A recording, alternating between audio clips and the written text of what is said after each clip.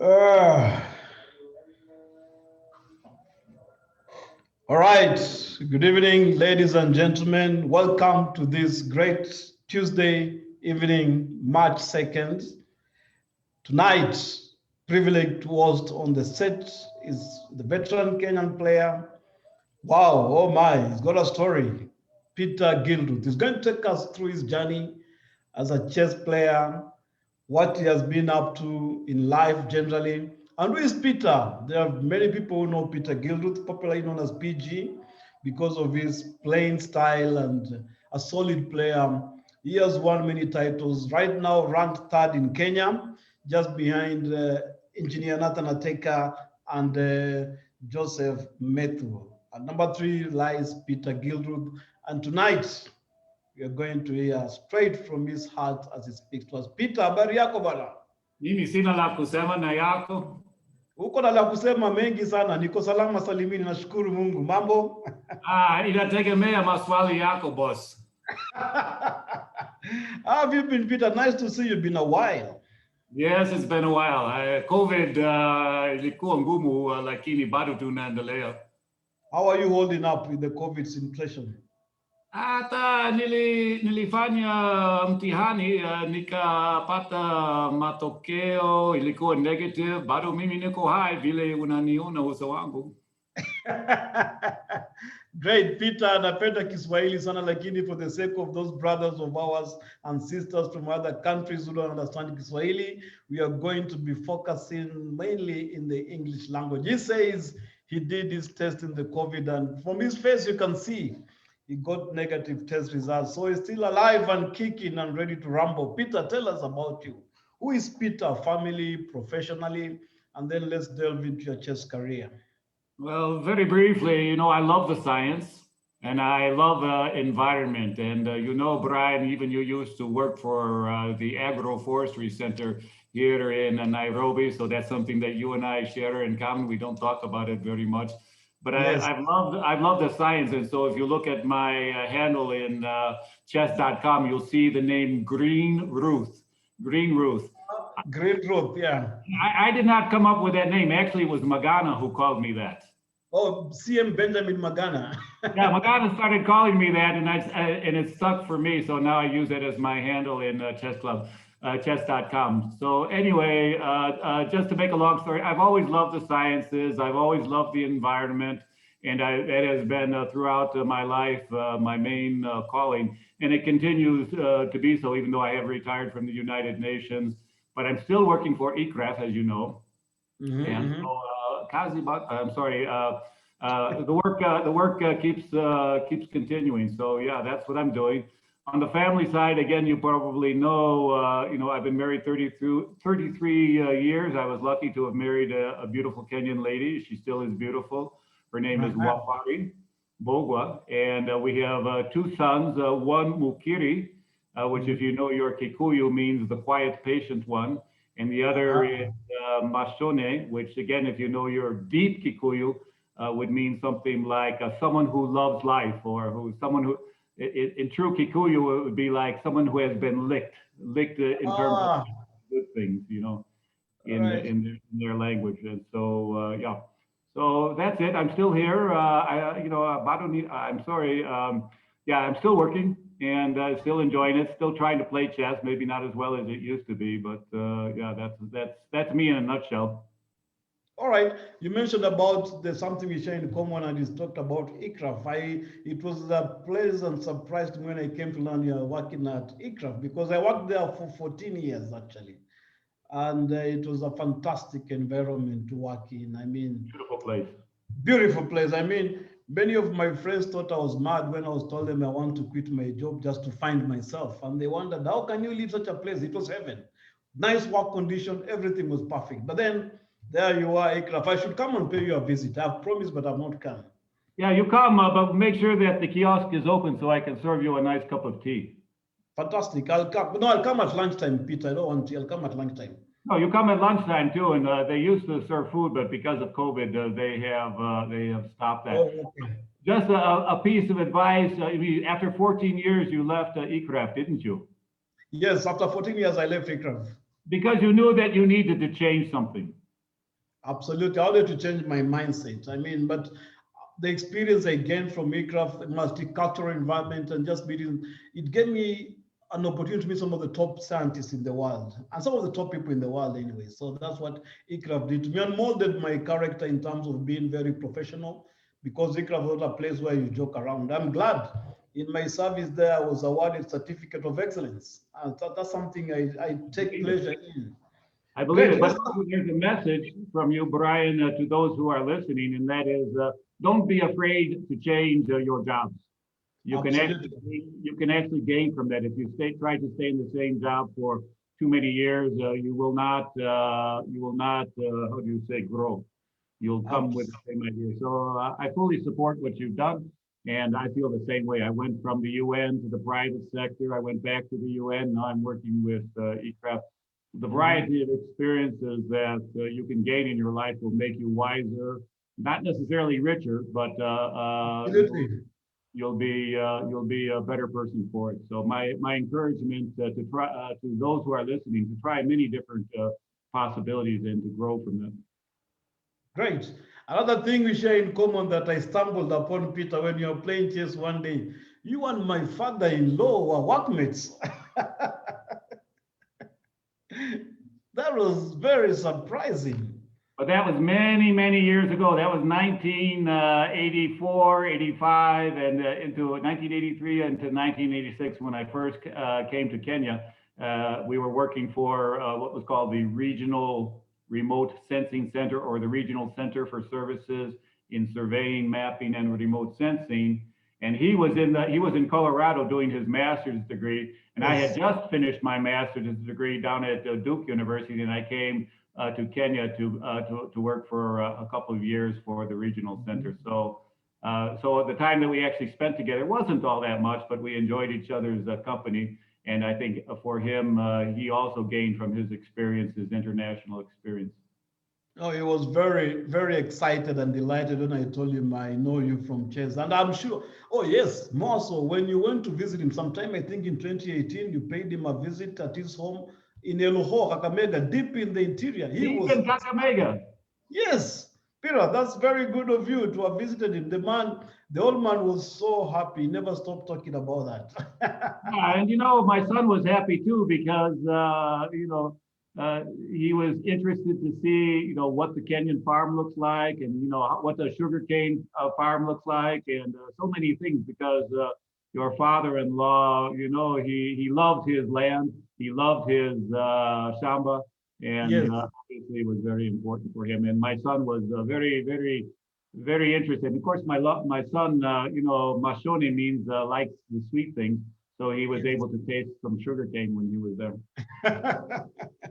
Great, fantastic. Peter, now reading through your very impressive CV, as many people have praised it. You started chess at the age of 8 and you beat your father and you sent him into early retirement. Your journey through chess, how has it been? Well, I mean, I love the game. Obviously, I still love the game, and I love the competition. But if I look at chess, it's been valuable for me because as you go through life, chess is something that improves your powers of concentration.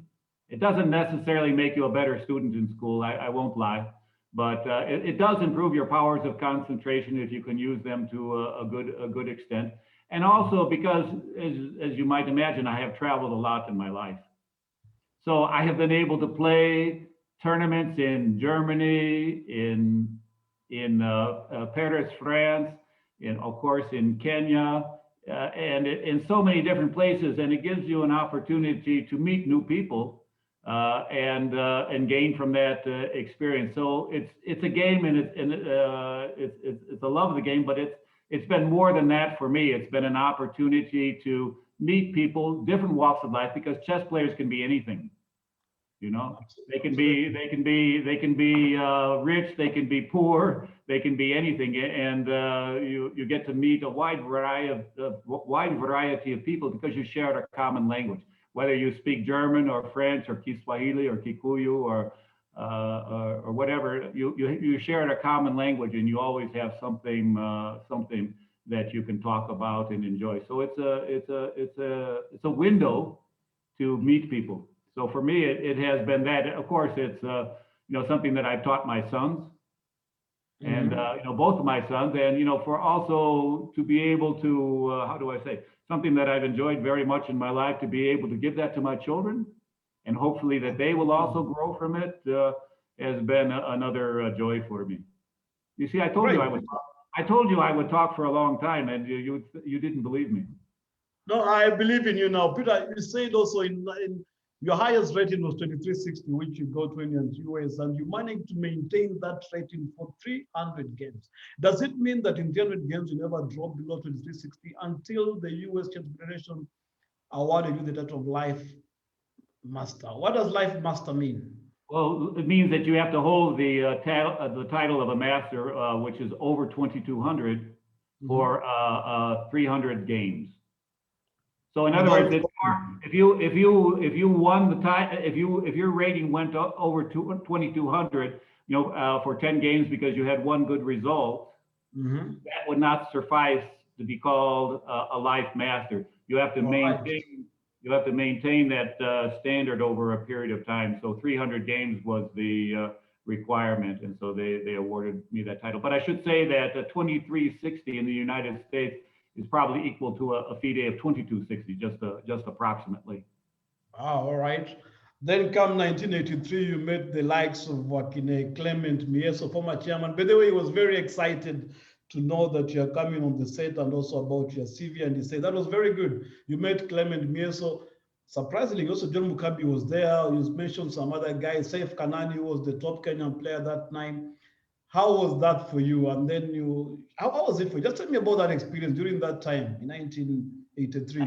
1983. Well, it was a different world, Brian. It wasn't like Terrian Chess Academy was trying to organize things and promote that. You had a few people like a certain M.G. Sharma. Ah, yes, I've heard of him. Yeah. Yeah, I don't know if you know the name, but he was kind of like I don't know how to describe it. He was the lord of the he was the lord of the chess scene, and not too much went off without his being able to organize things, because he had a love for chess, but it wasn't organized. I mean, yes, there were some tournaments and things like that, but to go to Olympics and things like that, my recollection, it was many years ago, but if somehow or another you weren't good with MD Sharma, you weren't going to the Olympics. But it's a different world, and now you have procedures in place that try to bring out the best quality players, to represent the country, and that's a very good thing. But back then, I just remember having incredible games with Saif Kanani and Mukabi, and we used to knock heads. Mihezo, I remember even afterwards. For the Daily Nation, I would send him puzzles, and I think he would. Okay. The Daily Nation. Mukabi, yeah, you used to call him. No, this was Mihezo, wasn't Mukabi? Okay. Yeah, this was Mihezo, and so and then after a while, I don't know what happened to that, but he would continue to publish in, I think it was the Daily Nation at the time. I'm not sure I can't even remember the name of the newspaper at that time. There would be a column in the newspaper for chess, which you don't see today. There used to be, I did for the Star some 4 years back. Larry did something 2019, 2020 for the Standard. There used to be puzzles every day for almost the whole year. Yeah. But I think we are not very consistent. But nowadays, we have got journalists who just report about chess, but not regular columns. I get what you're saying. No, but they report about the chess and tournaments, but you don't see that daily, puzzles and things like that to maintain the interest, because people look for those things if they can find it. You also met Edwin Kinyanjui during those days, right? I'll never forget Kinyanjui. He missed a checkmate in 2 against me. I don't know what happened, but somehow or another I bluffed him or something like that. He missed a checkmate in 2 against me, but I think he killed me the next game just because he wanted revenge. But I remember those games very well. He was a strong player, getting stronger all the time. So yeah, he was one of the serious competitors. Did you ever play with him on the same Olympia team? I don't think so. I remember because the time I played, I think, was in '84. Oh, yeah, And no, Google you was didn't there. play with him because he played in 1980 Malta. He Yeah, always asks anybody who meets him, where were you in 1980? Because he played in Malta for the I, national team. no, I was still in school, Bonnie. Oh, tell me now, talking about Olympia, you said one of your highlights was playing for the Kenyan team. There's a time I'm told, a legend has it that there's a time Kenyan team was stranded in Dubai airport, and in that time you traveled with Goku Ben. I'm not very sure, but I hear there's a time you guys had a layover in Dubai airport for a very long time, and you were there with the team, sleeping on the floor with the team, eating Yeah. some chapati that Goku's mother had packed for him for the first time he traveled. The mother packed for him chapati to carry to the plane. How The was that for recollection you? is correct. And then let me tell you that floor in the airport was not soft. Uh-huh. Tell me about that, Peter. How was it? You being this diplomat, international traveler, but you still chose to be with the team. That is Team is quite number one. your character. Brian, team is number one. You have to be, because the team is going to win or lose. You're going to have ups and downs with the team, but you still have to feel that you're a part of the team. And so whatever happens, you have to stay with the team. I like that, Peter. And that's a lesson for everybody watching. Whatever happens, you have to stay with the team. For our fans listening to this interview, we also have something for you. We need you to answer a question because we know the winner of this trivia series at the end of this interview session. Not this one, all of them will get a gift voucher worth 5,000 from the village market. Number two will get 3,000 gift voucher, and number three rather will get a gift voucher worth 2,000, all courtesy of the village market. And today again, the question is courtesy of CM Ben Magana. He learned chess in Boston at 16. He was only 22 when he scored an upset victory at Hastings ahead of the world's top players of that time. He gained worldwide acclaim with these blindfold performances of chess and drafts while simultaneously taking part in a hand of whist. A whist. Whist. What is that, Peter? You tell I me. know it's a card game, but that's an important clue. Oh, you are not supposed to answer, Peter. By the way, disclaimer, players taking part in this event are not eligible to participate in this answer trivia. And also, Chess Kenya Executive Committee members and the organizing committee, you are not allowed to answer this question. He continues, he died prematurely at only 33 years of age. Like the other great American geniuses, Murphy and Fisher, he marred his own talent by not looking after himself. The question is, who is the chess player? It will be posted right there on our Facebook page. Remember, we are streaming live on Terrian Chess Africa Facebook page and the Chess Kenya Facebook page. The answers must come in before the show is over to stand a chance of winning these good gift vouchers from the village market. Now, Peter, coming now to the event coming up on the 20th, barely 3 weeks from now. What game plan are you bringing to this rapid event? Knowing that in the past you have been in some and you have done pretty well, what are you going to do differently in this one? Survive. First of all, again, thanks to you, Brian, and Terrian Academy. You're promoting chess. Thank you. This is not a minor thing. I think if you look in the CV, there's a mention there of Migingo. Yes, yes. Even me, as much as I love to play, but I also enjoy promoting chess. But the people who are promoting chess, they're not that many. Mm-hmm. They're not that many, and we need people like you to promote, because otherwise we are left. How do you say we are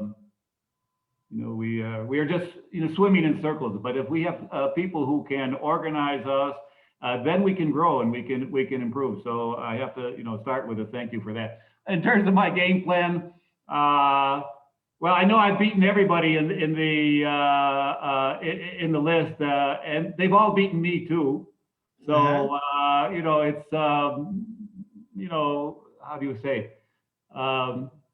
Many answers to the question. Well, first of all, my plan was to, I established a database of all the games I've played and all the games that I can collect from the various tournaments. I keep them together. So the All right. plan would be that, for each of my opponents, I would see what are their preferred openings. I would research, some ideas against those preferred openings so that when I sit at the table, I would feel confident because I have some element of preparation, because confidence is your best tool in chess, self-confidence. Unfortunately, I haven't made it that far because, how do you say, I've been I've been very busy with work, so I haven't been able to make it more than two of my opponents. But I'll try to do a little bit better in the 2 weeks that I have left. From my perspective, maybe my experience will serve me well, but I also know that I'm 67. At 67, this thing up here doesn't calculate as quickly as some of those guys who will be looking at me as an old goat that just needs to be taken to the slaughter. Yeah, and that's okay. I mean, they will slaughter me, and I'll squeeze a few of them. But the point is that I suppose as the day gets longer, it will be harder for me simply because yes, it's very, very tiring. So I guess my game plan is number one, to enjoy the game, and I will no matter how poorly or how well I do. And then two, just to relax and keep my concentration, because I know that if I keep my concentration, I can be a dangerous opponent. But if the concentration starts to lapse, especially when you're tired, then of course blunders happen. I hear you, Peter. One of the most important things you have said, that you keep a database of the games that you have played, and there are also some opponents. What I learned from you is that people need to prepare, because you have got this attitude sometimes people just show up for an event without preparation. And I think what you're bringing out here is that no matter where you are, you need to start keeping your games together, and to look at opponents' games and then prepare for them. Then, as Peter said, confidence is key. When you get there sitting across the table, at least you have an idea what you're going to do. Now, that said, Peter, how do you rate your chances in this field? Wow, 12 of you. 50-50. So 50 you can be number one, 50 you can be the last one. Yeah. So I suppose I'll end up somewhere in the middle. Is my realistic expectation, because again, I know that I'm strong enough to win many games, but I also know that I'm weak enough to lose many games too. Wow, that is profound. Strong enough to win many games, but weak enough also to lose many games. Great. Yeah, and also, with each passing day, some of these guys are getting stronger, and I can promise you, I'm not going to get any stronger at 67. That's it, Peter. Even you, Brian, you used to play a lot more. We don't see you much these days, other than. I am busy organizing for you, Peter. Yeah, you used to be a strong player, but then you gave it up for other pursuits. No, I'll come back. There was an experience I had in one of the Olympiad qualifiers that really did me in. But I'll come back. I'll bounce back. I'm the only local GM in the world, yeah? We know that. We hear that, but we don't know what that means. We're waiting for a good I'll bounce back. Peter, now, who do you consider to be some of these players that are going to give you a rough time in this event? Well, they all will. Yeah, they're all of them are capable of beating me. From my first round opponent to my last round opponent, any of them can beat me. That is a fact. I mean, I think I saw that Mehul was saying that himself, Guku, and I don't know what's his name, Methu? Yeah, Methu. He's those three are the strongest ones. But some of these younger guys have teeth, and they probably work harder than some of our older ones. So just in the time that we're doing this interview, he will gain strength, and we will lose strength. So he'll probably gain 2 rating points while I've lost 5. Just during this 40 minutes of interview. So you don't know about some of those younger players. They're sharp.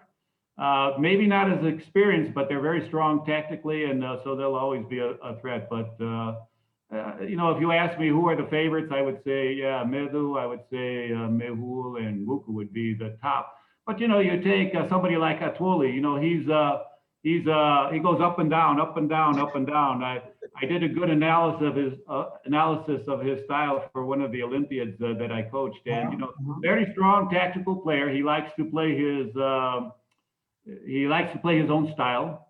Yes.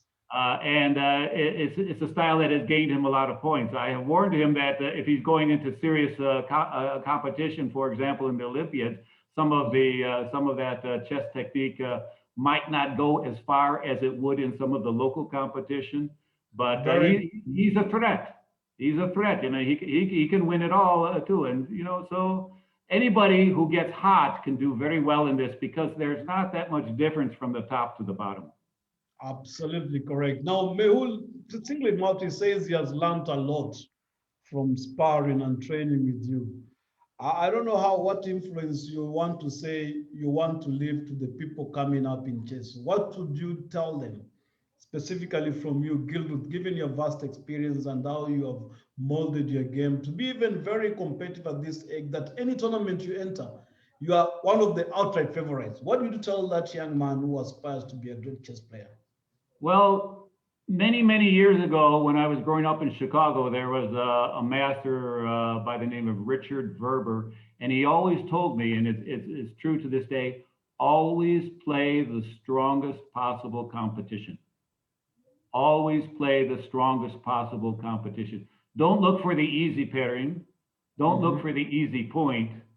Look for the strongest possible competition because that's how you will improve your game. And I know sometimes, you have a tough game, you want to have an easy opponent so that you can relax a little bit, that type of thing. But if you really want to improve, always look for the opportunity to take on the strongest competition. That's probably my number one piece of advice. It was, what Master Verber told me.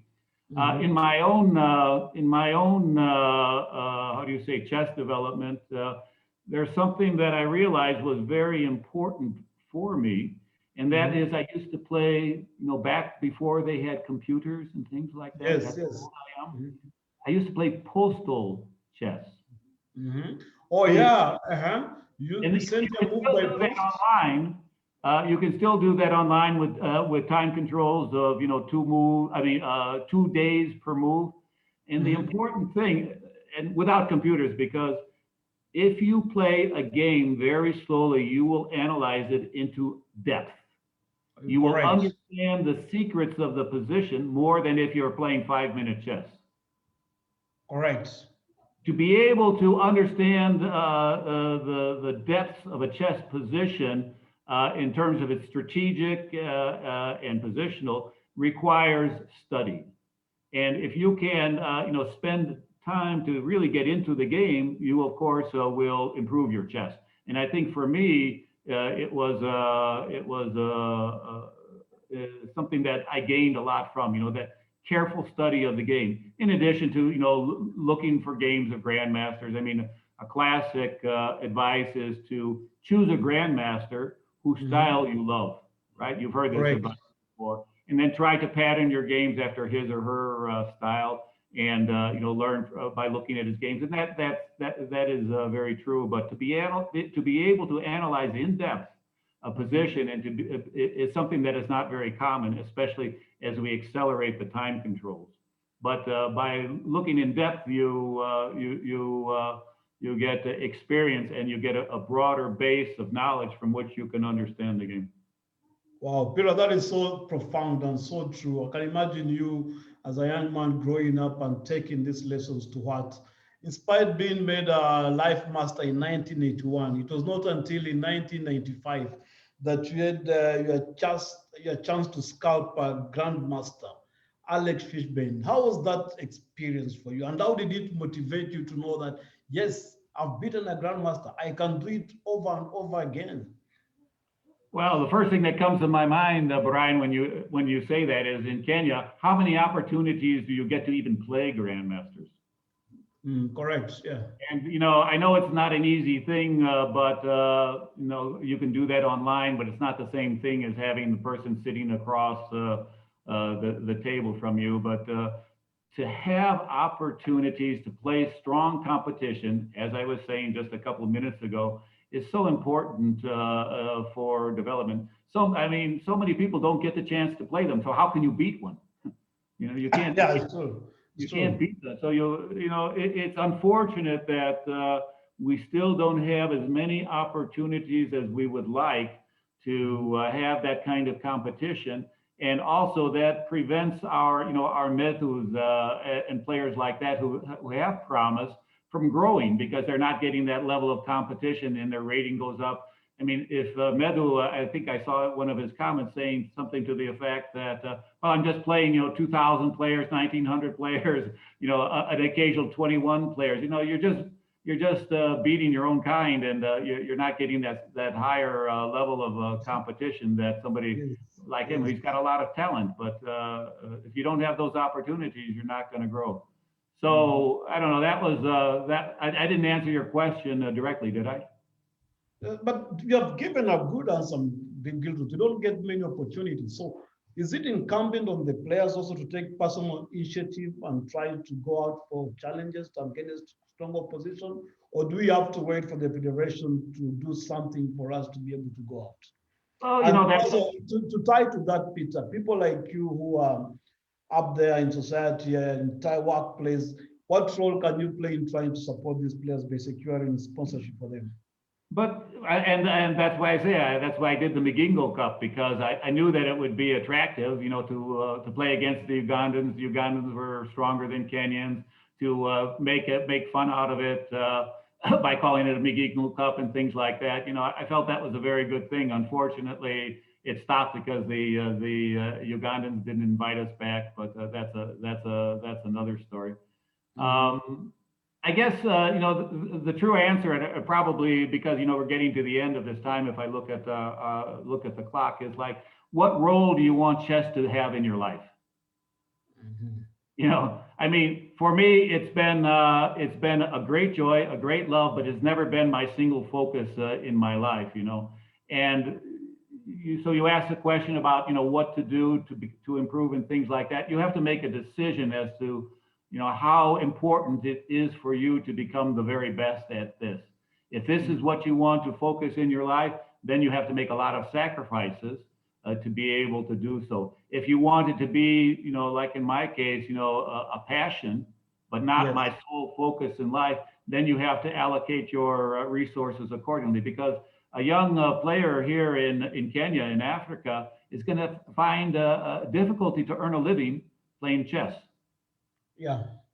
It's not easy. And so you have to make a decision. Am I going to live as a poor chess player who's very good and everybody loves at the chessboard, but maybe not outside of the chessboard? And these are decisions that each individual has to make for himself. But it's difficult for an African chess player to devote his or her entire life to that because the economic opportunities are hard to come by. They have to do things like training, and I think a lot of people are teaching and training and things like that to earn a little bit of extra coin to get them through the day, and that's okay. But it can be very difficult because also as you get older, chess is not going to give you a pension, one. Yeah, it's true. You can say that again. Yeah. You have to make these kinds of decisions about how important you want it to be in your life. Now, talking about opportunities of Peter and training, you do still conduct chess training at Gonj in Kano, where you remember, I think the vice chairman of the club. And you have had this time where you teach people about endgame. I don't know how many people show up to attend those sessions because you are reputed to be one, if not the best endgame player in this part of the world. What would you tell guys if they have such opportunities? Is it because of apathy, or what do you think stops guys from coming to attend some of these sessions that you give that can be very beneficial to us as playing? Yeah. Well, I mean, it's also there's a lot of answers to that question, Brian. But first of all, how do you approach learning the game? Obviously, we teach people, we teach the kids, we teach them tactics, we teach them openings. But to actually start learning the game from the end game and trying to understand the value of and the power of the individual pieces, and then working back towards the opening, many have said that that's the best way to go, but it takes patience to do that.